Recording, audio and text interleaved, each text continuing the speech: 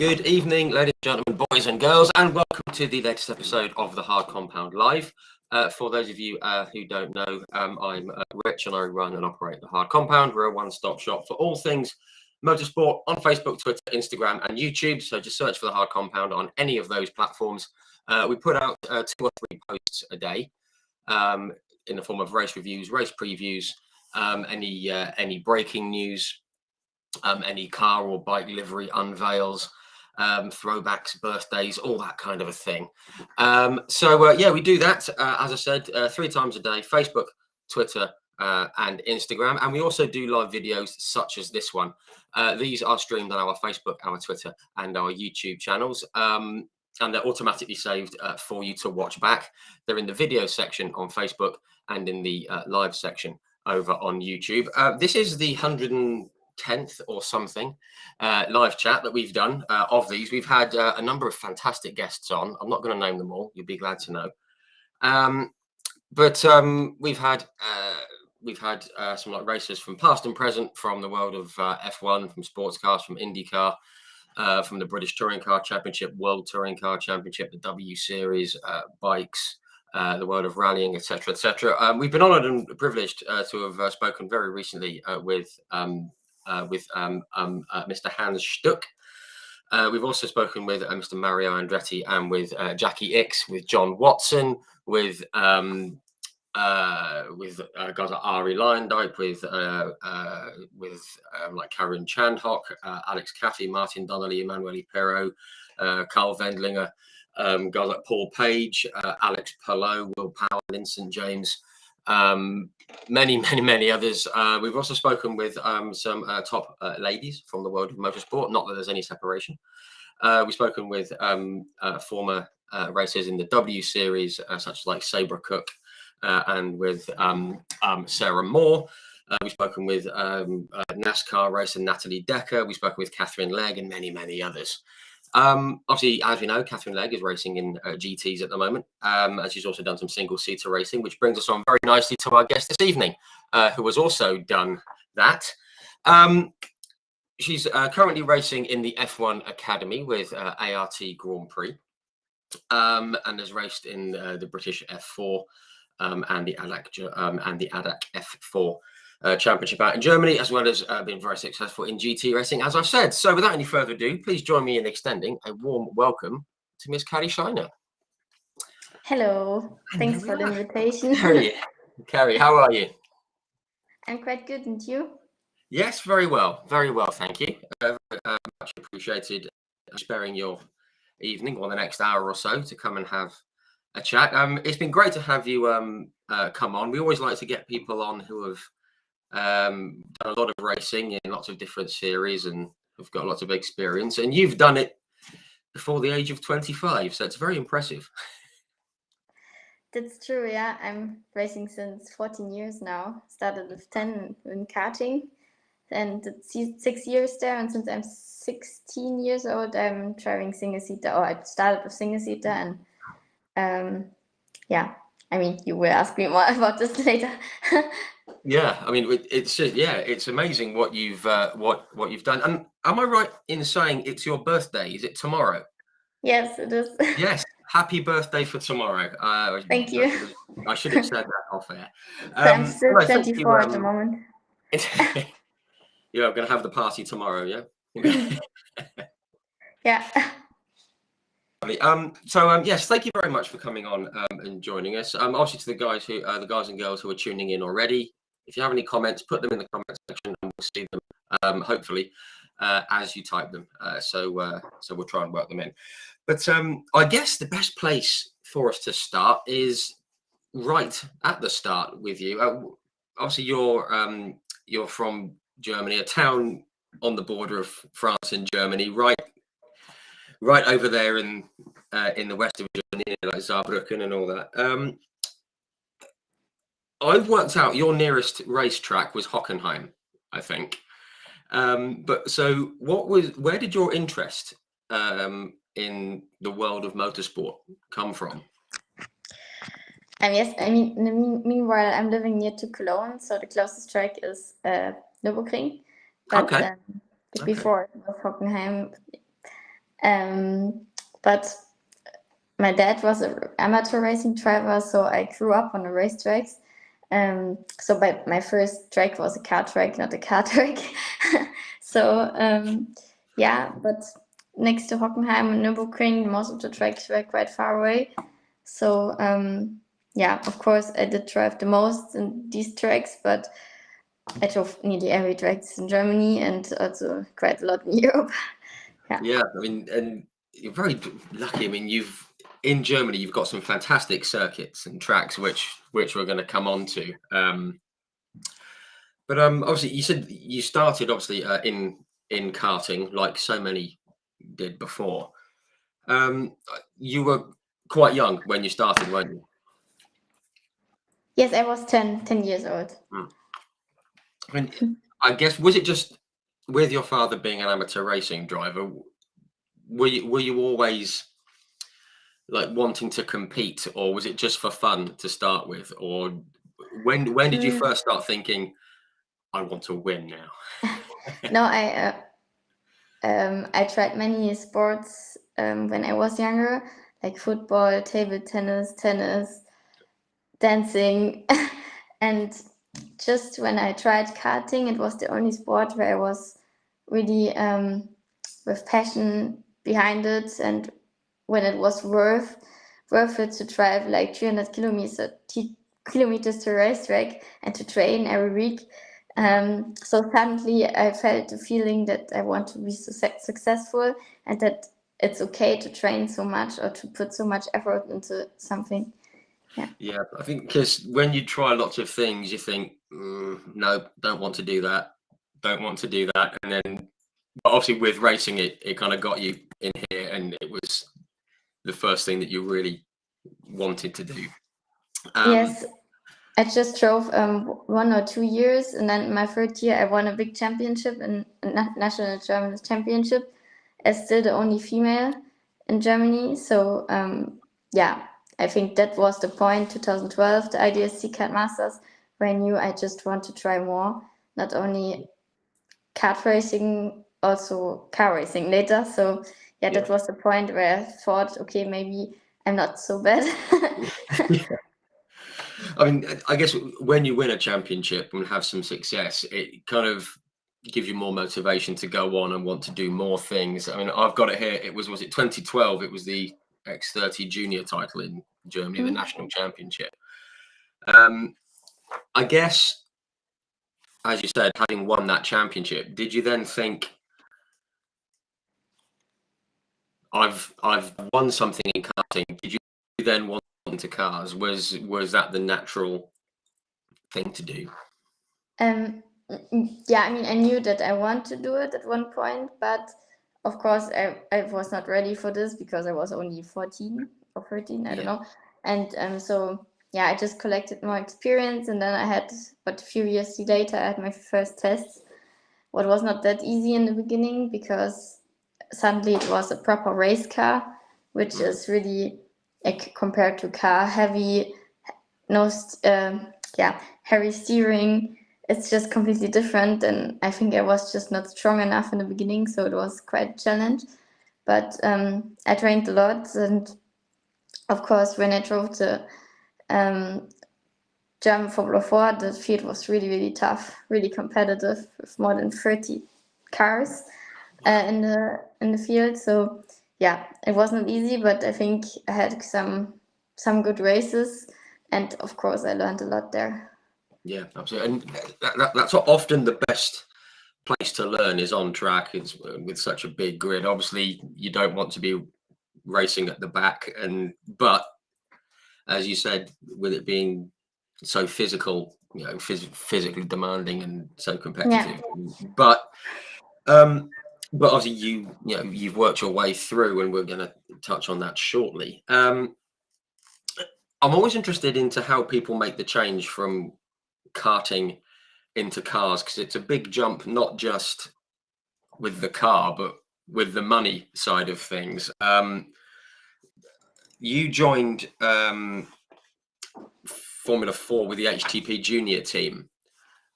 which again is a big step. How did all that come together? Did you know somebody in the team, or did they approach you and say, "Look, you've done well so far. We'd like to bring you in"? How did that happen? Wow, that's a good question. It was a long time ago.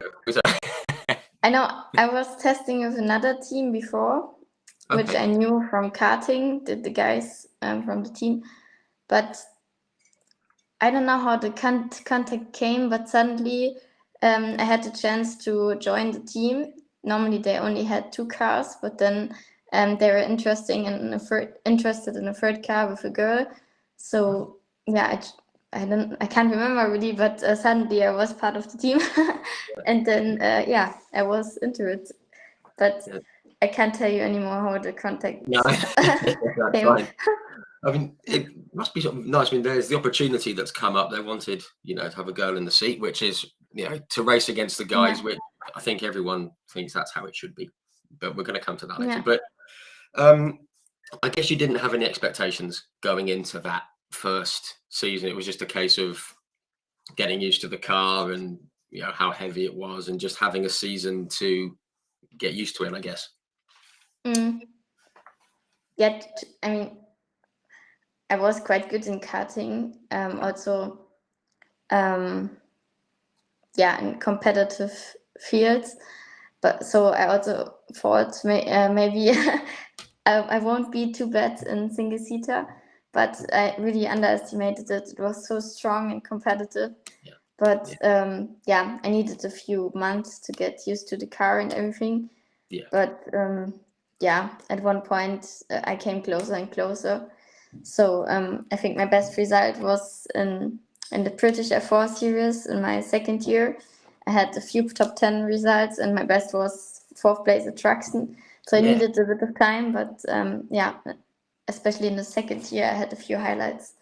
Yeah, absolutely. And I think in that first year you got to race. I think you finished 15th at Hockenheim and at Oschersleben, which, 2 fantastic circuits. Really, amazing circuits. And then you, as you mentioned, you came over here and did, was it 12 races, I think, or something like that.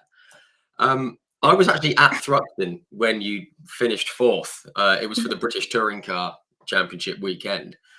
And that was when I first kind of noticed you, because, as we said off air, people kind of latch on to, the girl on the grid. If there's a female on the grid, they go, "Oh, we'll see how she gets on." It's the same in British touring cars, and a lot of people did that. And when you came through and finished 4th, really close to 3rd as well, there was a lot of people were standing up, clapping, and I think a lot of people wanted you to finish 3rd at least, just to Yeah, get it on the was really podium. close. Yeah, can remember. Yeah, it was fantastic, and the car looked great as well. The black and pink one, fantastic. Yeah, it was really good. I mean, that must have given you some confidence as well, knowing that you could race in Germany, you could race in the UK, and the circuits are so different, aren't they? The tracks. Did you enjoy racing on the English circuits? You raced at, I think it was Thruxton and Brands Hatch. I think, was it Rockingham and Silverstone, I think, were the 4 that you did. Yes, I think so. Yeah, yeah, Did really, you? really nice tracks. Yeah. I liked all of them. The only track I didn't like, to be honest, was Oulton Park, but I only did a test there. Okay. I don't know. It's so bumpy. I mean, I also had some bruises on my ribs when I tested there, so maybe that was a big disadvantage because it Yeah. was so bumpy.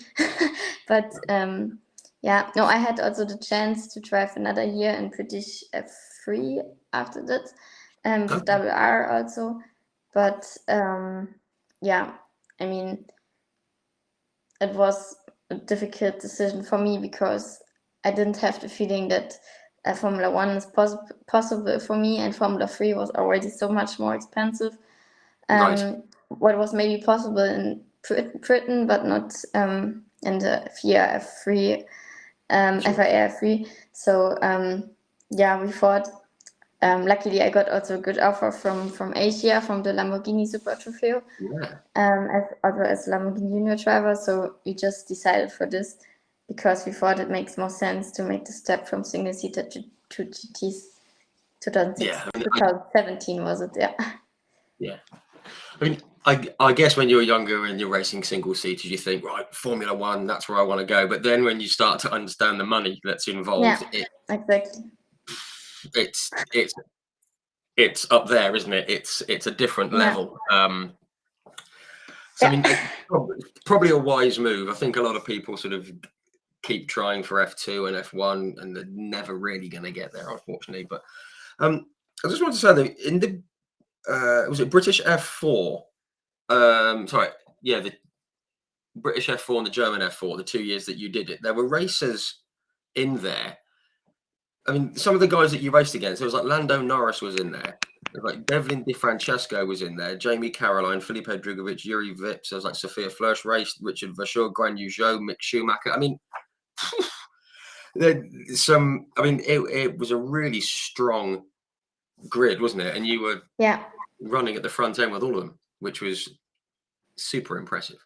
Yeah, not always, but a few times. As I said, it was really, or as you said, it was really tough. But it was not so bad to learn a lot.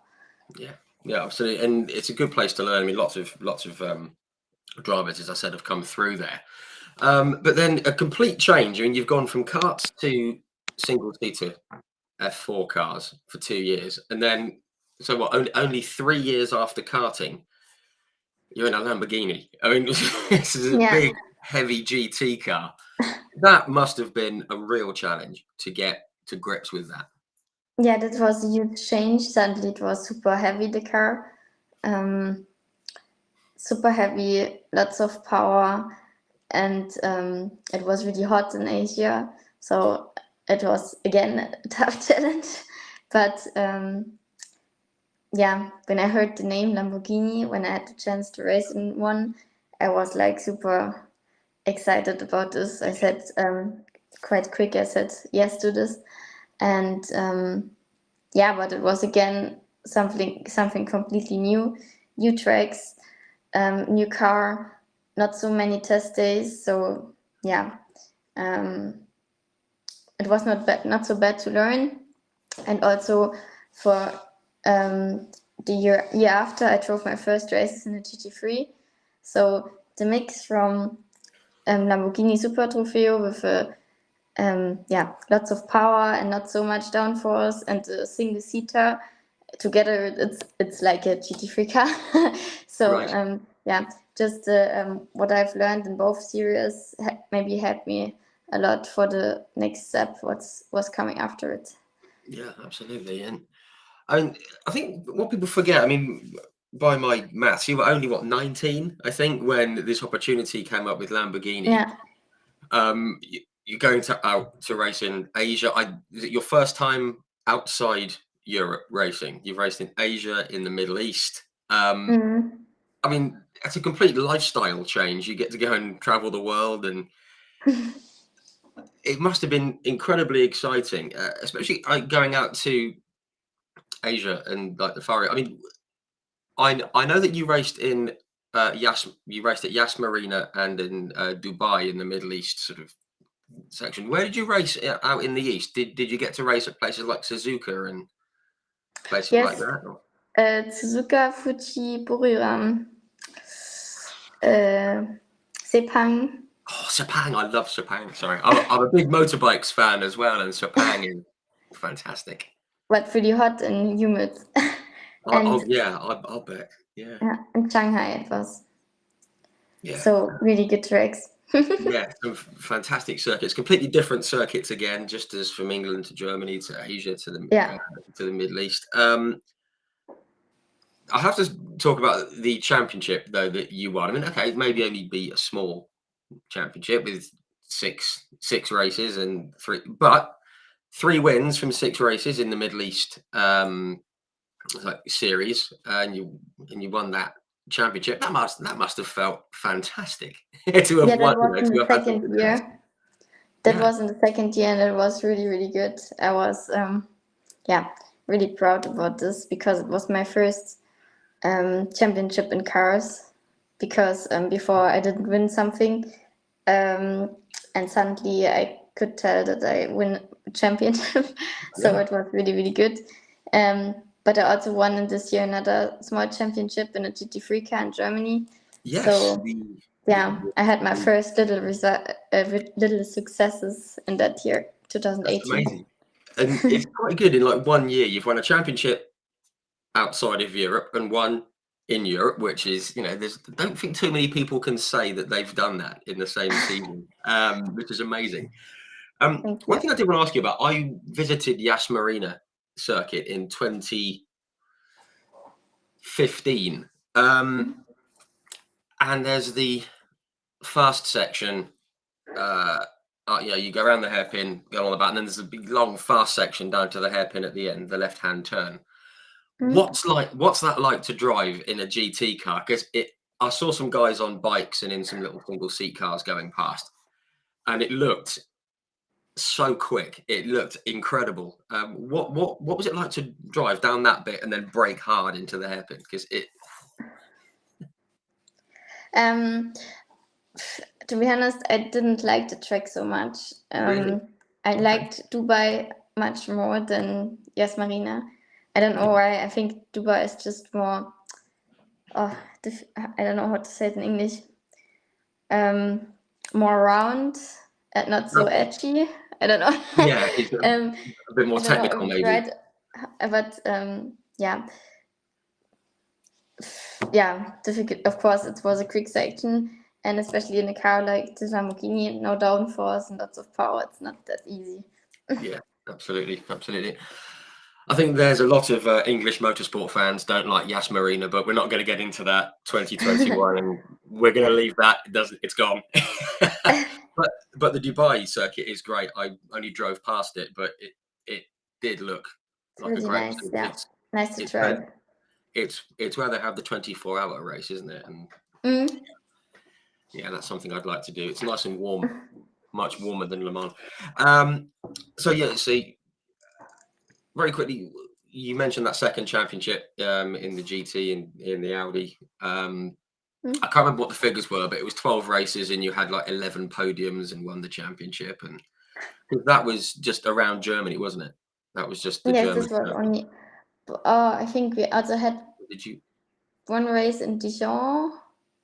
Oh, okay. And that's a cool circuit. That doesn't get mentioned. And Solda, I think. But the rest was in Germany. Yes, I do remember seeing about Zolder. But yeah, but to have won 2 championships in 1 year, absolutely fantastic. And again, must have given you the confidence to think, I really can do this. You can. Yes, of course, they were not the highest championships, but there were some good drivers in it. So yeah, I was quite happy after that. But the next step was really difficult because between this series and the next one was a huge, not huge, but quite a big gap, because suddenly when I drove GT Masters in 2019, it took us a long time to make the decision, because we knew maybe I'm not there yet to be competitive there. So it was quite a risk, but we decided, and then there were only factory drivers, or at least pro drivers, 60 in the field. So, 2 drivers per car. And suddenly, in the first races, I was too far away. It was really, really tough. Yeah. But you could see how much I learned this year, because suddenly after a few races, I was so much closer. And at the end of the season, we could end it with a podium in the GT Masters series. Was incredible. I've never expected this before, because when I started the season, I was like, oh my God. What am I doing? Yeah, what I'm doing here, exactly. I couldn't sleep the night before. And then I came closer and closer, and in the end, it was quite okay. Yeah, it's great to get the podium. You can see from the results throughout the year, they just improve all the way through the year to the podium as well. Fantastic way to end the season. I also saw that you took a helicopter ride over the Nürburgring. That's something a lot of people would love to do. That must have been a a cool thing to see from up there. Yeah, that was cool. But this was already 2017 or 18. I don't know. Yeah, around then. I've got it, but I could be wrong. But Okay. one thing I did want to touch on though, because you did well in, you won the championships and you did well in the GT Masters. You had the opportunity to go, was it in Saudi Arabia, to test the Formula E car? I saw you did a bit of Formula E. Was that ever an option that you could have taken a bit further, the Formula E series? No, unfortunately, I never had the option, and the test was, of course, it was a great honor that I got chosen for it. Yeah. But it was also not so good because I couldn't drive so much because the oh God, English, Antriebswelle. Okay, I don't know the word in English. No, what connects the wheels to the engine? Oh, yes, the axles and the transmission and the drive shaft and all that, I think you know, but yeah, all of it that. just broke down, so I had 2 technical issues in my sessions, so I couldn't drive so much. That's annoying. Yeah, that was a big shame. So it was hard for me to to perform, but anyway, it was a really nice experience. Yeah. And yeah, I was happy to be part of it, but unfortunately after that I never got the opportunity to go further ahead for something. That's a shame. I think it would have been because obviously Formula E is getting sort of bigger and bigger, and it's doing well, which is great. So that test though was in Saudi Arabia, wasn't it? I mean, I don't want to talk about this too much, but as a female racing a car in Saudi Arabia, it's only been very recently that you've been able to do that. We've got like Rima Jafari's done very well, and she's gone on and done well, and things are changing out there. But did you feel sort of awkward or a bit, I don't know, did it feel a bit strange being out there and driving in Saudi Arabia? Yes, of course. I knew that before we arrived there, women were not allowed to drive cars. So I knew that's a big change and that they're quite strict on many things. So of course I was very excited and very respectful with everything. With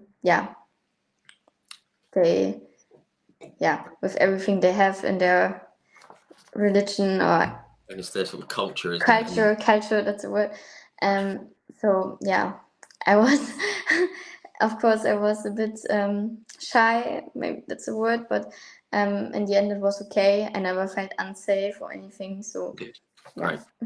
Yeah, that's good. And it just shows how things are changing, and this whole thing about sports washing and all that. But I'm quite positive on it. I think that part of the world, the history when it comes to females and rights and things, it's not been the best, but it's changing, and that can only be a good thing. So hopefully it continues. No, thank you.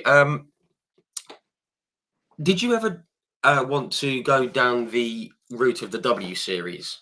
Because obviously that was around at that time. As I mentioned in the intro, we've spoken with like Sabra Cook and with Sarah Moore, who entered that series. Was that ever in your mind to go? Yes, I was in the beginning when they launched it. I was in contact with them, but I can't remember why I was in the first selection, or I was one of the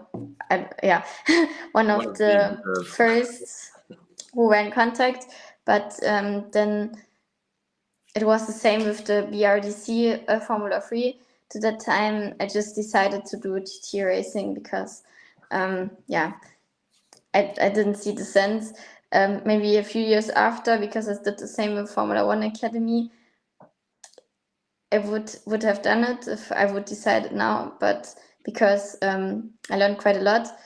But anyway, the driving time was also not so much. So maybe that's a huge change now in the F1 Academy. Yeah, I guess it was a better move for you, wasn't it, to go into onto the GT side. And you linked up with the girls only team, which was very cool. Got some headlines, and because the whole crew was female, which that's amazing. which was great. And I think is it the Iron Dames team? They've kind of taken it on and done some more. But it was a pretty cool thing to be involved in. This was with was it like Retronic Racing in the Audi. Now you've done quite well in the Audi. You've sort of had some good results there. You won the championship there. Was it 2019? You were in the same team as Kelvin van der Linde. I think he was in the same team. What a cool guy to be able to learn from. I mean, did you, were you able to learn from him? Because he's very, very good, isn't he? Yes. No, we had quite a good team there. I could learn a lot from them. But my teammate Dennis Marsha was really, really quick, and he helped me a lot at that time. Yeah, which is great. And he's a guy who doesn't get mentioned as much as he should do, because, as you say, he's very, very quick. And all through the year, the results improved all the way through. And then Hockenheim happened. That was, I mean, was it you and Dennis put it on pole? You took pole position. Did you see that coming? I mean, did you think that was going to happen so quickly? No, and I wasn't sure if I should be happy or should go away because the pressure was really, really high. I knew that, I mean, at the moment, I'm not able to hold it at the first position. It will be super tough, and I knew that. And suddenly I have to take over the car on P1 or P2. Yeah, I was really, really, really excited. I can't put it into words, but it was also my birthday 3 years ago.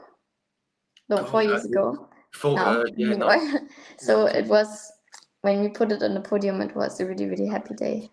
Wow. And obviously, and with like Hockenheim, even when it's not full of people, that stadium section is amazing. It's an incredible piece of circuit. And I don't know, just to be on pole, and I mean, I'm smiling just thinking about it. It must be absolutely amazing. And then, as you say, to put it on the podium, having thought I'm not going to be able to hold the lead, and were you hoping for a podium? Did you expect to take a podium, or did no? I don't know. I had no expectations. Wow, it's just an absolutely amazing result. I think it was only the 7th or 8th race of the year as well, and it all happened so quickly. It was absolutely absolutely incredible. But then into 2020, we all know what happened in the world with like coronavirus, and everything stopped, and obviously, unfortunately, very hundreds of thousands of people lost their lives, and it was all horrible. So we can't really complain too much about it because we're still here. Was there any danger that you weren't going to be able to race at all, or did you have a deal signed for 2020, or was it what was the situation? I was lucky that I already had a good sponsor who paid already a big part of the season. And no, I could do all the season. I just had one race at Lausitzring where I had Corona, where I couldn't drive. Right. Luckily it was not so bad, but I couldn't do the race. But instead of this, I could do everything normally. Oh, that's good. So I was quite lucky. It just shows how absolutely crucial sponsors are. Without sponsors and people helping, nobody can go racing. Here in the British Touring Car Championship here, there were lots of drivers were struggling because you couldn't have guests for hospitality or anything like that. The sponsors couldn't come in, and it was a real struggle. So it's good to hear that you were okay for the year. So yeah, that's good. And you got here, you took 8th at the Nürburgring in 2020, which is excellent result on the Nordschleife there. And you got another pole at Hockenheim. I'm starting to think you might like Hockenheim. Yeah, but that was Dennis. Yeah, Dennis is really good in Hockenheim.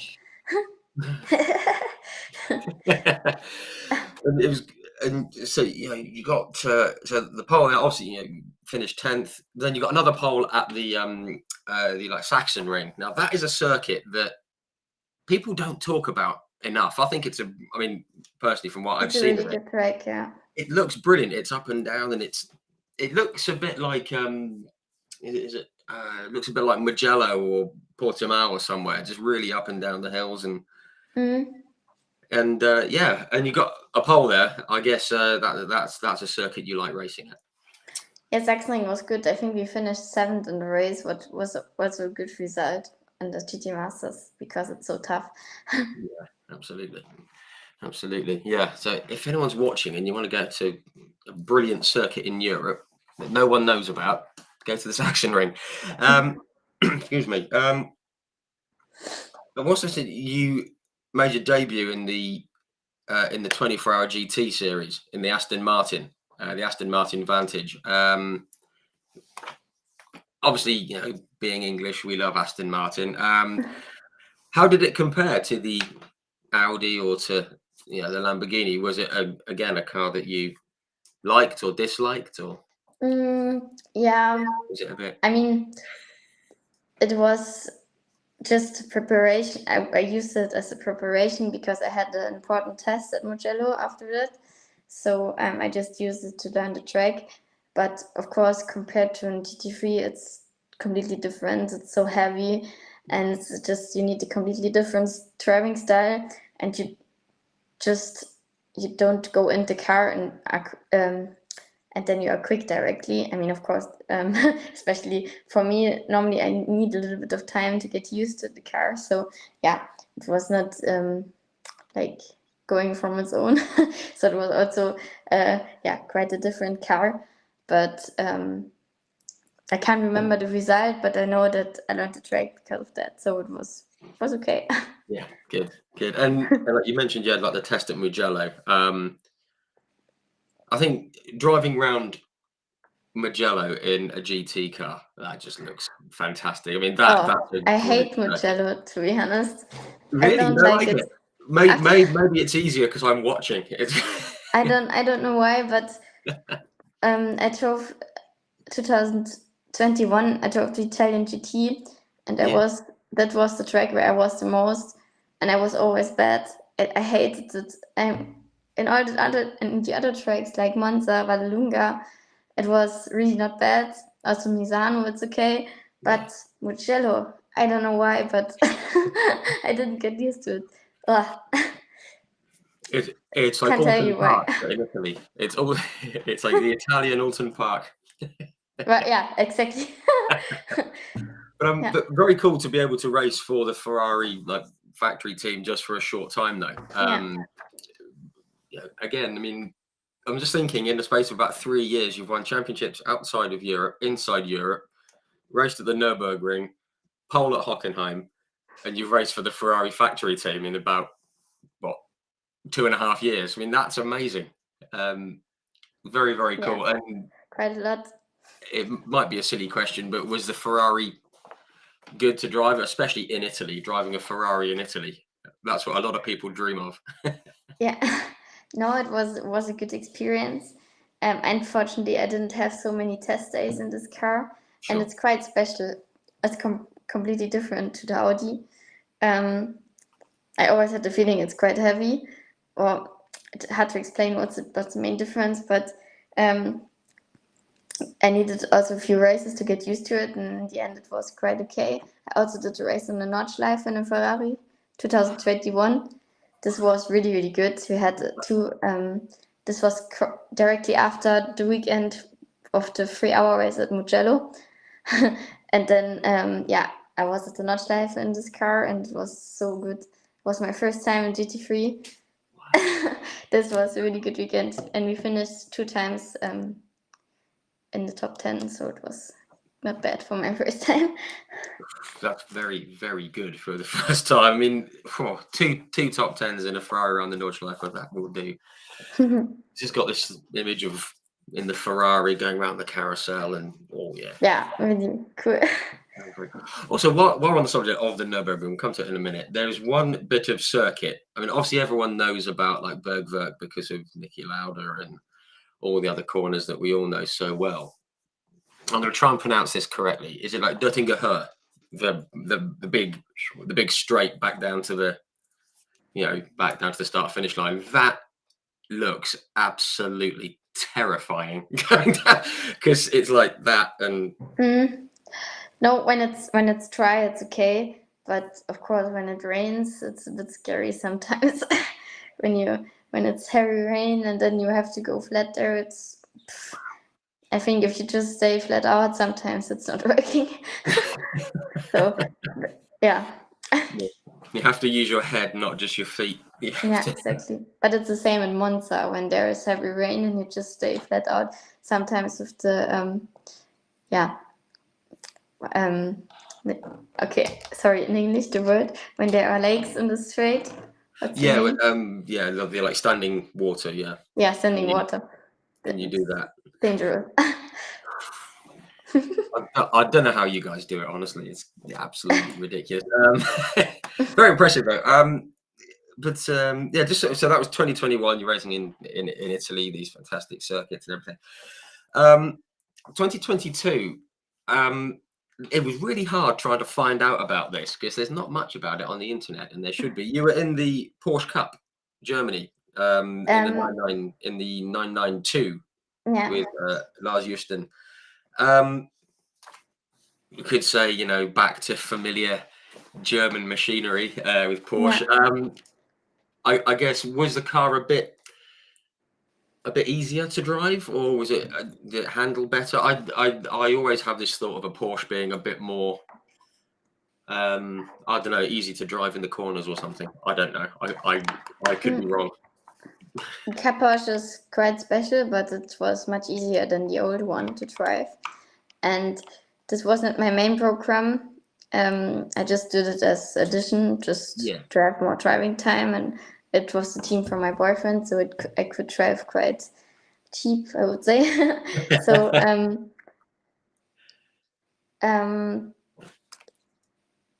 but the main focus was on the Notch Live program. So the thing with girls only, I was still driving, and after that I did my first 6 events in the GT3 Mercedes. So this was the main focus was on that, and there we also finished 2 times 4th, what was really, really good. This was also with Peter, my boyfriend.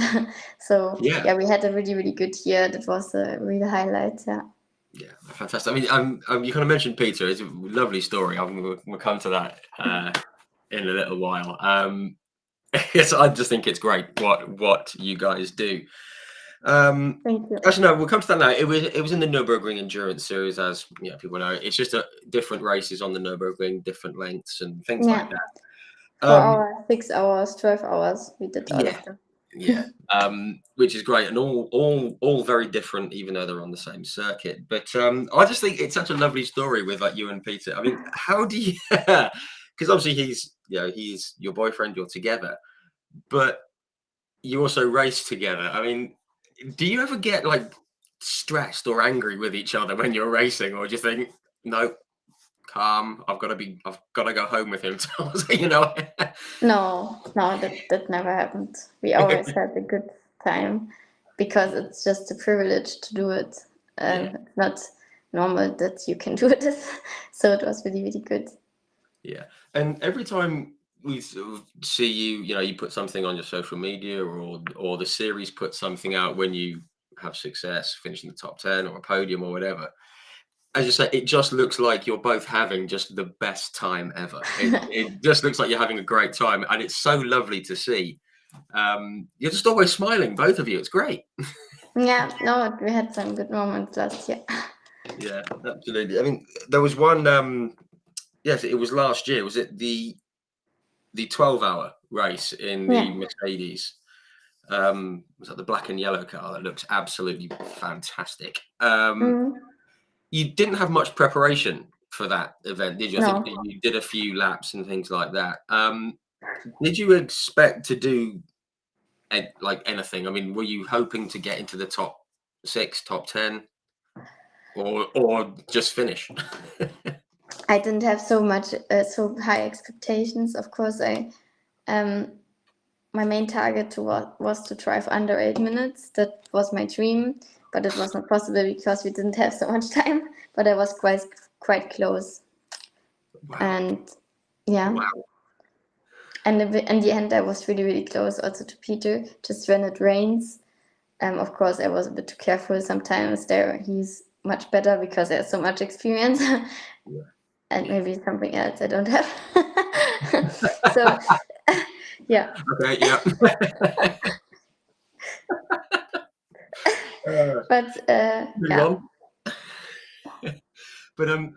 But because that race as well, excuse me, excuse me, that was when it was the first 6 hours. It was just raining and there was fog and it was just horrible. And then it was completely different in the last 6 hours. It was like 2 different races. That must have been a challenge. Yeah, it Just was by really itself. challenge. It was not easy. It was my first time at GT3 in the rain, but yeah, I survived. Yeah, And we finished. So yeah, I think you guys more than survived. I mean, you finished in the top 10, which first time in a GT3 car in the rain on the Nordschleife. yeah, difficult. Yeah, very good, excellent.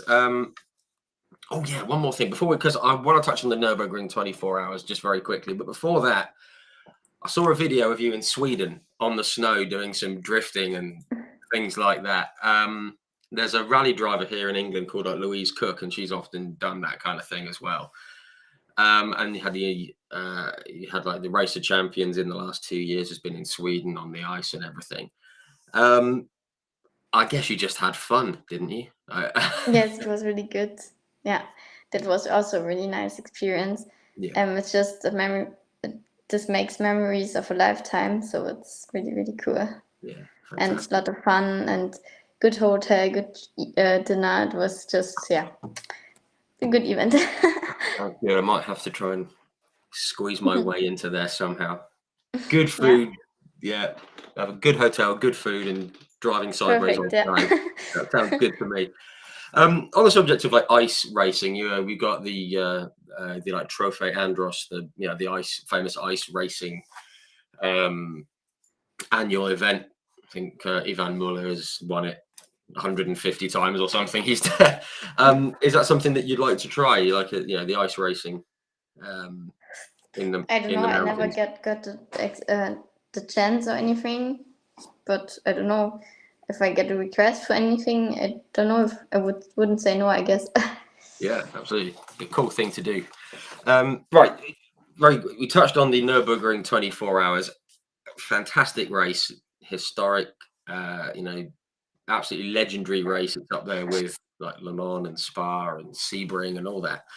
We spoke with Hans Stuck a few weeks ago, and he won the first ever race, the first ever 24 hours. He loves it. You can tell, even at age, whatever he is, not going to say, older than me, he still absolutely loves the 24 hours of the Nürburgring. You've done it for the last 4 years. Was it something that you had always wanted to do once you went into the GT world? Was it something that was high on the list? Of course. I wanted it, but it was always quite far away. Yeah. Because when you start, normally you don't think about an autodiver directly. But then I just started to get into it a bit. And then I got a request from Girls Only, and suddenly I was part of it. Yeah. So, I just trained for it. And when you have done it once, then it's just normal. It's nothing special. I mean, of course, it's always something special, but you're not afraid of it anymore. So it's just a really nice experience. Yeah, fantastic. And because the 24-hour race, I think, unless anyone has ever got in a car and tried to do a 24-hour race, it must be incredibly difficult. Just not just the racing, but just everything else as well. Trying to, I don't know, sleep. It's really tough. Yeah. But the first time you did it, you were in quite possibly the coolest Volkswagen Golf ever. It was absolutely fantastic looking thing. Because what people might not know is the 24 hours of the Nürburgring, almost anyone can enter. Can't you? There's such a different variety of car. I think somebody was going around in a Dacia or something Yeah. like that. How does it feel being? I mean, okay, the car's very powerful, and it's it's not a Volkswagen Golf that you would find on the road, but does it feel a bit strange when you're in a relatively low power Volkswagen Golf and you've got all the GT3 cars coming Yeah. past? I mean, that I can't imagine how scary that must be in the It's middle not. of the night Yeah. if it's raining and just. Yeah. It's not so easy because you have to watch out the cars behind you and to overtake. So you are somewhere in the middle, and yeah, you always have to. You need your eyes everywhere. Yeah. So yeah, Wow. That's but it's absolutely. cool. It's cool in every car. Yeah. Yeah. Just want to sort of fast forward a bit. Excuse me. Obviously, you didn't finish in 2019 in the golf, but you took a class podium in 2020, which was very nice. Nice to take a top three. But what I want to talk about was 2021.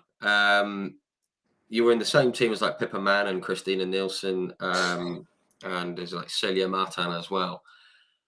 Three really experienced drivers, particularly, I guess, Pippa Mann. She's done the Indy 500. She's done a lot of things. It must have been cool to work with those three amazing Yeah. ladies. It was really cool, yeah, to drive with them. Yeah, so They're you were really in, nice girls, yeah. yeah, and you're in the Audi, which was the Audi. Excuse me, the Audi R8, slightly different to the Golf. It's I guess you preferred racing around the Nürburgring in an Audi, I guess. Yeah, I mean the Audi and the BMW, they were both good cars. But yeah, I mean the latest one is the best because it's newest. Yeah, absolutely, very cool car. I mean, and you took a class win there. I mean, there was only two in your class, but you still took the class win, and yeah, that's a cool thing to have.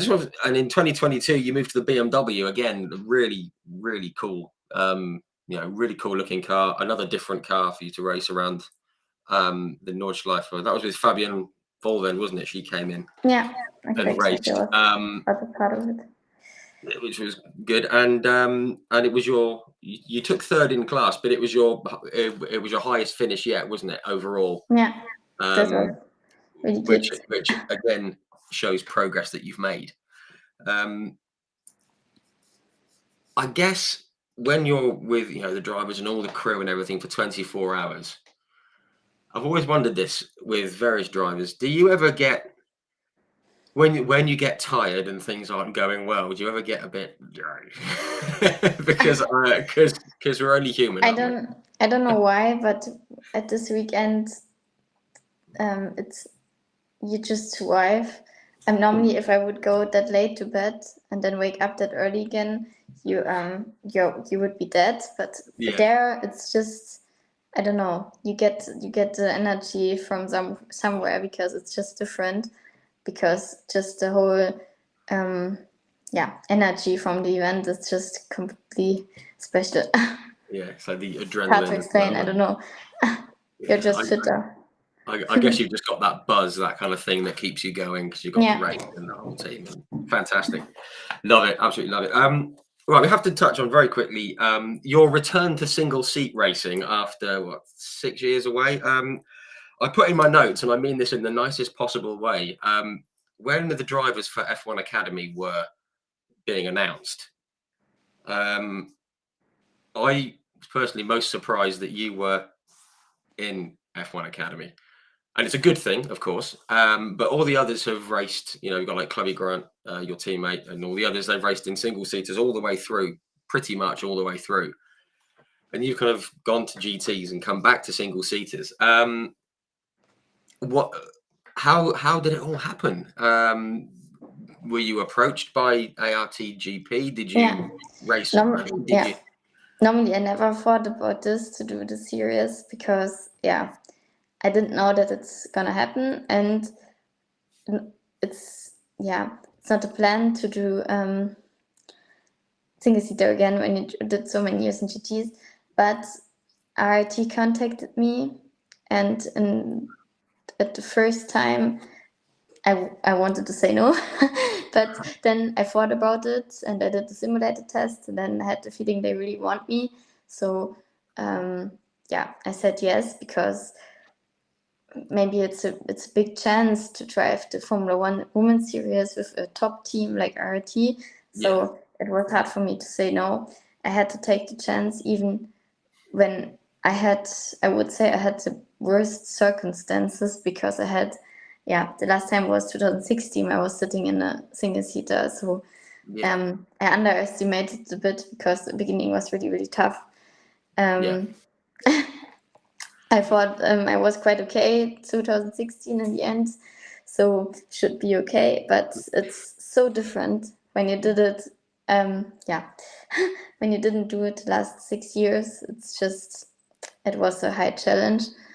But I really, really worked a lot to get there during the season, and suddenly in Zandvoort it made click.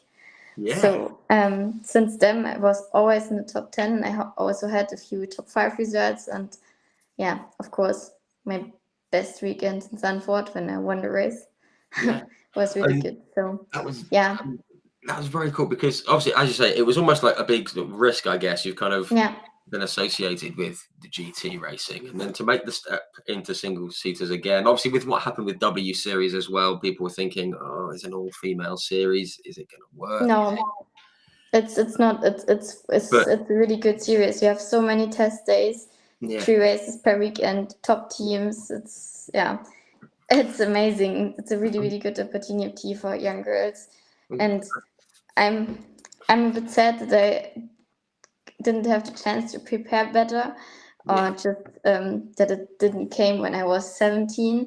So now it's a bit of course the championship looks not so good for me at the moment, but I mean, I showed that I'm able to do it in the second part of the season. And I think that's the thing that people maybe didn't realize about W Series. I mean, there wasn't a lot of track time, there wasn't a lot of test days, things like that, and just little things like that maybe didn't help the series. And obviously, there's a lot of people who think it creates more segregation between men and women and things like that. But no, it's not that they want to separate but it. pros and cons, isn't there? It's good and bad. I mean, it's the same as everything else. They just want to prepare them for the next tire series, and that's a huge difference. That I've been saying that for months, and people are saying, saying that it's not just about we have to get a female into Formula One. It's not about that. It's bringing people on, it's progressing, it's getting them around the Formula One environment as well, and all that kind of a thing.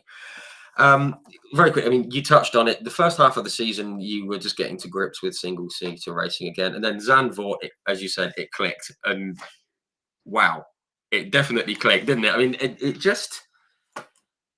I mean, I remember watching the highlights back, because we don't get the full race here. And obviously, you just seem to be much quicker, or just all of a sudden from Zandvoort, everything seemed to be quicker. The car seemed to it just looked a bit better, I guess. But when was it Amna Al-Khabazi? She spun and went into retirement, and you're leading. What goes through your mind then? I mean, I can't imagine. I was dreaming about this moment all the season, and it was so far away, and suddenly I was leading the race. It was just unbelievable. I was nervous, but also quite calm at the same time. And I just tried to focus on what I'm doing and not to make me nervous. So I think that was in the end the best way, just to hold it. Yeah, definitely. And because as I said, I've kind of followed you since that weekend at Thruxton, seeing what you've been up to. I'm not ashamed to admit that I was watching it going, go on, come on. I was really sort of cheering for you to win it. And thank you. But when you cross the line, what does that feel like? You're in F1 Academy, you're linked to Formula One. It's a new series. Almost the world is looking at it, and you've just won a race. I mean, What were you thinking on the cool down lap? You must have thought, I cried. I was really happy. I'm not Yeah. surprised. I was really, really happy. I can't put it into words. It was just everything fell down suddenly. Yo. Nobody Fantastic. expected it, and suddenly I was there. Yeah. And I think that was because it was so unexpected, and I don't mean that in a bad way, but it was you didn't expect it to happen, and it was fantastic. And what a Yeah. great circuit to win on as well, Zandvoort. It's It's true. very, very cool. And as you said, ever since then, I think you retired at Monza. You had a retirement at Monza, but apart from that, you've been in the top 10. You've been running at the front, and things are looking really good. The long break in between the last race and Circuit of the Americas coming up in October, it came at the wrong time, didn't it? I mean, I guess you just wanted to keep going with how well you'd been doing in the last two rounds. Yeah, I think it was not so bad to have to break just to get the energy back again. Yeah. And to focus on and train for Texas on the simulator and so on. And just yeah, of course it's quite long. That's maybe too long, but to have a short break was maybe not so bad. But yeah, now it's still a month, so it's true that it's really, really long. But I mean, that's a result that the series just got quite late announced. So yeah, I think we are still in a very lucky position that we could do everything we did this year. Yeah, absolutely. And just quickly, are you looking forward to going to Texas? Because it's one of the circuits that I'd like to visit in America. I've visited like Sonoma and Indianapolis, and Yes, I'm looking it's forward to another good it. circuit. I'm very excited what's gonna happen there. Yeah, fingers crossed. Fingers crossed it can all carry on the way it has been going. Just very quickly, we did have a question in the comments earlier on from a guy called Dan Mayhew. Evening, Dan. He said, "What are your thoughts on F1 Academy not being shown live on TV?" I think a lot of people have said about this, obviously, because there's a link to the F3 and the F2 teams and F1 teams with the liveries coming in next year. I think a lot of people would like to see it on the Formula One support, just as W Series was. Yeah. Just wondering what you're thinking about. The series is about focus on the progression of the drivers. That's the main thing, especially in the first year. They just want to put only the focus on that. So I know that there will be next season they will start with it, so it's huge change. But in the beginning, they just want to give the girls the best circumstances and everything to develop their driving skills and not to focus so much on other things. But therefore they will change it for the next season. But they did some 50 minutes summary at the end of the race in the Formula One channel. So they tried something, and next year everything will change. Yeah, which is good. And I'm sort of glad you said that. I think it's important that, because obviously there's so many more people watching it than are involved in it. That's the thing with motorsport, a global thing. And the fans are obviously what makes race weekend special as well. And obviously we as fans, we all want to see the racing. We want it on TV. But the drivers have to come first. That's the thing. It's got to be about the drivers and everyone involved with it. And I think it's absolutely right that oh, hello. You've dropped out. Anyway. Oop. I did a mistake. Sorry. All right. No I don't problem. know what it is. See, this is the fun of Okay.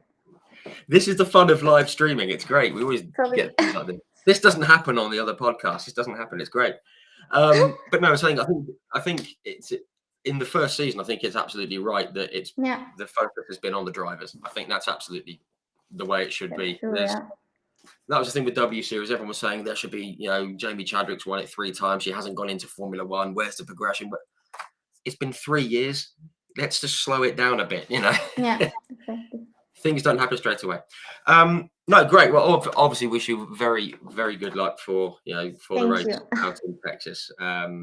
And are you hoping to be F1 Academy next year? Obviously, we can't say too much, obviously, but are you hoping to stay within it if you can? Or Yes, at the moment it's my plan, but yeah, we see.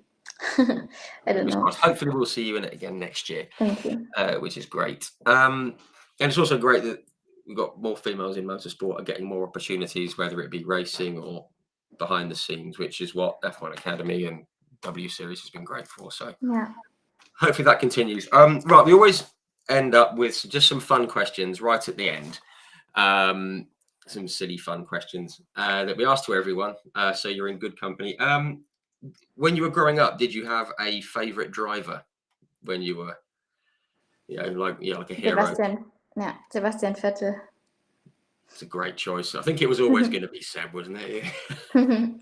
Because the thing is, he was against Lewis Hamilton, so all the Brits didn't like him for 2 or 3 years. But now everyone loves him. Everyone loves him. He just does some great stuff off track as well. Fantastic champion. Which is great. Excuse me. Do you have a favourite driver now, apart from Peter, of course? Not really. There are so many good drivers, but I don't have like a favorite one. No, fair enough. Your favourite car that you've raced, whether it be single seater or a GT, or do you have one that you think, oh, that was fun? It's difficult. I would say the Audi GT3 was the best so far. Yeah, great car. Great car. This feels like a silly question. What's your favourite circuit to race at? Yeah, not Schleife. Yeah. Yeah, it had to be. It had to be. Apart from obviously F1 Academy and the GT, is there any other series that you follow quite closely just as a fan, whether it be, I don't know, F1 or IndyCar or NASCAR or everything a little bit. So of course Formula One a little bit, or not a little bit. Follow it, and just a few GT races. Yeah. That's great. See, same as me. If it makes noise and goes fast, I like it. It's good. It's a good way to be. Is there anything that you'd like to have a go at, that you'd like to try? Maybe something like completely different to what you've done, whether it be IndyCar or NASCAR or British touring cars or Australian supercars, anything like that. Is there anything that you think, oh yeah, I'd like to try that? I think I would like to, if I had the chance, I think I would do Formula E for a proper chance. I don't know. But of course also LMP hypercar. If that's okay, that's streaming, but yeah. Why not? LMP hypercar, Le Mans, Glickenhaus or something, that'd be cool. Exactly. Yeah, that'd be great. Okay, final question. This is a very, very difficult one for everyone who I've spoken to. It's a bit more difficult for the older folk because they've raced against so many. But you've raced against a lot. I'm just going to name a few drivers here. Obviously, you've got Marta Garcia. You raced against, you've got like Lina Bühler, your teammate. You've got like Norea Marti, Abby Pulling, Pepper Mann. You've raced against Rafael Marciello, the Van der Lindes, Dries Van Toor, Frederik Vervish, Mauro Engel, Philip Eng, Augusto Farfus, Nick Yaloli, Tom Blomqvist. You've raced against Guan Yu Zhou, Mick Schumacher, Robert Schwartzman, Lando Norris, Devlin DiFrancesco, Sophia Flörsch, Richard Verschoor. It's so many great drivers that you've raced against. I mean, is there any driver that kind of stands out in your mind as being, I don't know, particularly tough or just talented? Or is there anyone that you think, oh, if I can beat them, I've got a good chance? That's and difficult. there's loads. I know there's lots.